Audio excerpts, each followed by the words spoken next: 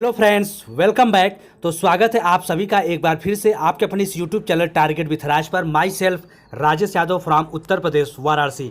तो दोस्तों, अभी मैं आप लोगों के सामने क्लास 12th का फिजिक्स का मोस्ट इम्पॉर्टेंट, ठीक है जी, मैं आप लोगों के सामने फिजिक्स का मोस्ट इम्पॉर्टेंट जो है क्वेश्चंस लेकर आया हूं जी। और ये क्वेश्चंस आप लोग एक बार जरूर सीरियस होकर जरूर देख लीजिएगा जी, नहीं तो बाद में आपको वही प्रॉब्लम होगी। और आपको विश्वास नहीं है तो आप हमारे इस चैनल के इंग्लिश के हो, चाहे ड्राइंग के हो, चाहे बायोलॉजी के हैं, एक बार आप पेपर देख लीजिए। मैंने जो जो क्वेश्चंस बताए हैं, अगर नहीं मिला हो तो आप ये वीडियो बिल्कुल मत देखना। अगर थोड़ा भी आप लोग को लगे नहीं यार हमें वीडियो देखना है, हमें इस चैनल से स्टडी करना है, तो फटाफट आप क्वेश्चन देख लीजिए। और यही क्वेश्चंस आपको पेपर में भी आने वाले हैं। तो कुछ मोस्ट इंपॉर्टेंट मैं क्वेश्चन लेकर आया हूँ, तो ज़्यादा टाइम आपका लेंगे नहीं, फटाफट क्वेश्चन देख लो। पहला क्वेश्चन देखिए, आपको कितने तरीक़ों से पूछा जा सकता है, और ये लगातार 11, 14, 17, 18, 19 में भी आया हुआ है। भाई मेरे पास ये पुराना क्वेश्चन बैंक है, इसलिए मैंने वो बताया है। कह रहा है कि स्थिर वैद्युत क्षेत्र में गॉस की प्रमेय क्या है, कथन लिखिए। या फिर इसको घुमा सकता है कि सिद्ध कीजिए कि किसी बंद पृष्ठ से गुजरने वाला वैद्युत फ्लक्स उस पृष्ठ द्वारा प्रतिबंध कुल आवेश Q का इतना गुना होता है, जहां E इतना मुक्त आकाश फ्री स्पेस की वैद्युतशीलता है। तो देखियो, गॉस का प्रमेय, ये मैंने कुछ लिख होता है कि गॉस की प्रमेय वैद्युत क्षेत्र के कारण किसी बिंदु पृष्ठ से निर्गत वैद्युत फ्लक्स तथा उस पृष्ठ से, यानी इतना चीज़ें जो है ना जी, आप अपना तैयार किए होंगे, आप देखे होंगे। तो मेरा मेन मकसद है कि आप इस क्वेश्चंस को एक बार टिक जरूर कर लीजिएगा। चलिए बढ़ते हैं अगले क्वेश्चन की तरफ।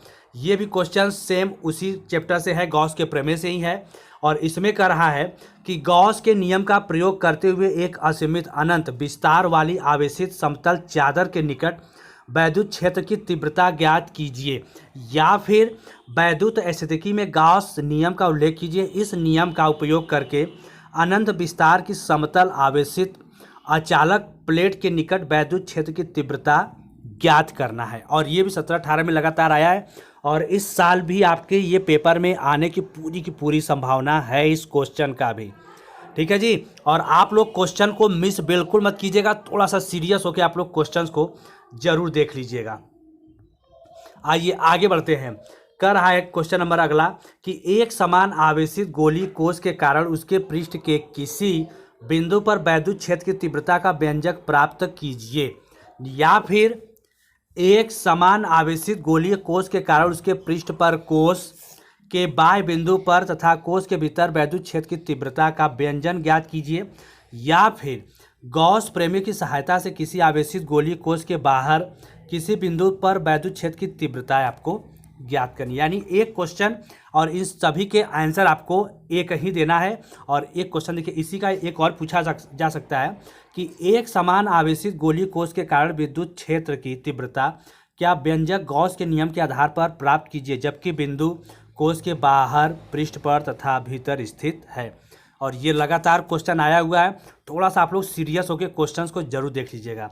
जैसे देखिए, आपको इसको सॉल्व कैसे करना होगा है कि माना कि त्रिज्या r का एक विलगित गोलीय कोश है जिस पर आवेश एक समान रूप से वितरित है। हमें इस कोश के बाहर, कोश के, इतना क्वेश्चन आप तैयार कीजिए। और भी बहुत से क्वेश्चन है जी, ठीक है। ये तो मोस्ट इंपॉर्टेंट क्वेश्चन है। इलेक्ट्रॉन वोल्ट की परिभाषा दीजिए। या फिर ईवी क्या है, इसका मान जूल में आपको ज्ञात करना है, ठीक है जी। तो यहाँ कहाँ बताया क्या है कि यह ऊर्जा का जूल की तुलना में बहुत छोटा मात्रक है। इसको हम इस प्रकार परिभाषित कर सकते हैं। करा कि एक इलेक्ट्रॉन वोल्ट यानी ईवी वह ऊर्जा है जो कि एक इलेक्ट्रॉन आवेश Q बराबर E बराबर 1.6 into 10 equal to 1.9 coulomb 1 volt विभवांतर पर त्वरित होने पर प्राप्त करता है। यानी ये भी क्वेश्चन, इसको भी जरूर देखिएगा। और जो जो वीडियो देख रहे हैं लाइक नहीं किए भाई मेरे, फटाफट वीडियो को लाइक कर दो। और पहली बार देख रहे हैं तो चैनल को सब्सक्राइब जरूर करते चलिएगा। अगला क्वेश्चन कर रहा है, एक इलेक्ट्रॉन 500 वोल्ट के विभवांतर से त्वरित किया जाता है, वह कितनी चाल प्राप्त कर लेगा। ये क्वेश्चंस आपको बहुत ही मोस्ट इंपॉर्टेंट है, पूरे क्वेश्चंस को आने की ये संभावना है। इस क्वेश्चंस को एक बार जरूर देख लीजिएगा। V बराबर 500 वोल्ट, Q बराबर 1.6 इतना कूलाम है, तो इतना आप सोल्यूशन एक बार जरूर देख लीजिएगा, बाद में पछताने का काम मत करना भाई। चलो अगला क्वेश्चन देखा जाए। अगला कह रहा है, वान डे ग्राफ अनित की संरचना तथा कार्यविधि चित्र की सहायता से समझाइए।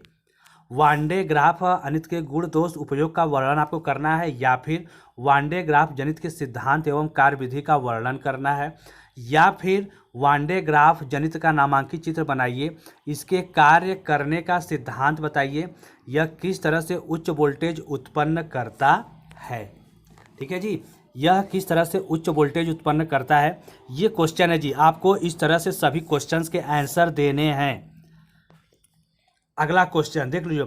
इस क्वेश्चन के बहुत से प्रकार हैं, किसी भी एक प्रकार में ये क्वेश्चन पूछा जा सकता है और इसका आंसर आप मुक्त इलेक्ट्रॉनों का अनुगम वेग क्या है। तो पहले आप क्वेश्चन समझिए। कह रहा है कि किसी धारावाही चालक में धारा घनत्व तो इतना, अनुगम वेग इतना, प्रति एकांक आयतन में मुक्त इलेक्ट्रॉनों की संख्या इतना है तथा मूल आवेश E में संबंध स्थापित करना है, या फिर मुक्त इलेक्ट्रॉनों का अनुमान वेग समझाइए।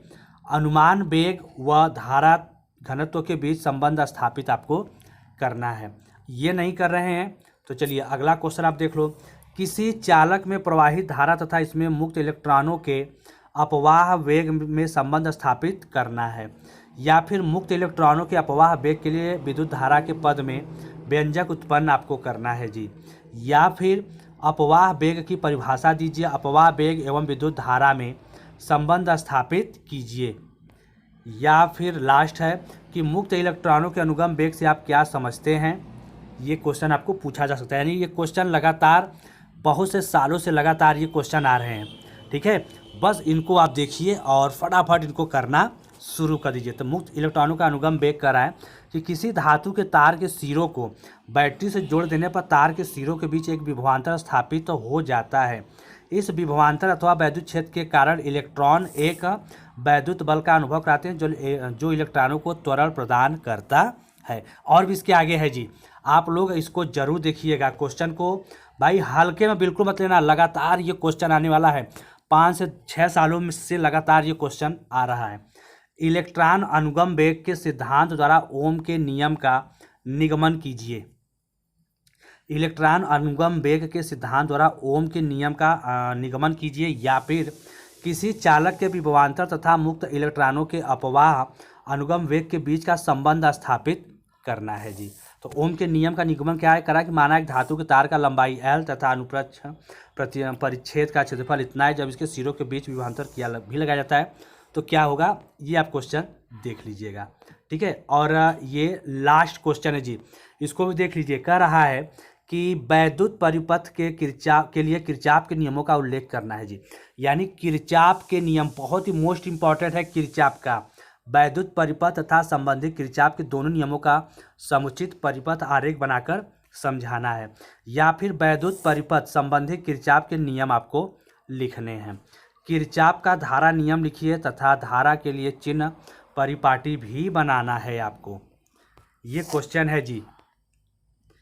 किरचॉफ के नियम आप कैसे लिखोगे, कहता है प्रथम नियम है कि किसी वैद्युत परिपथ की किसी भी संधि पर मिलने वाली धाराओं का बीजगणितीय योग शून्य होता है।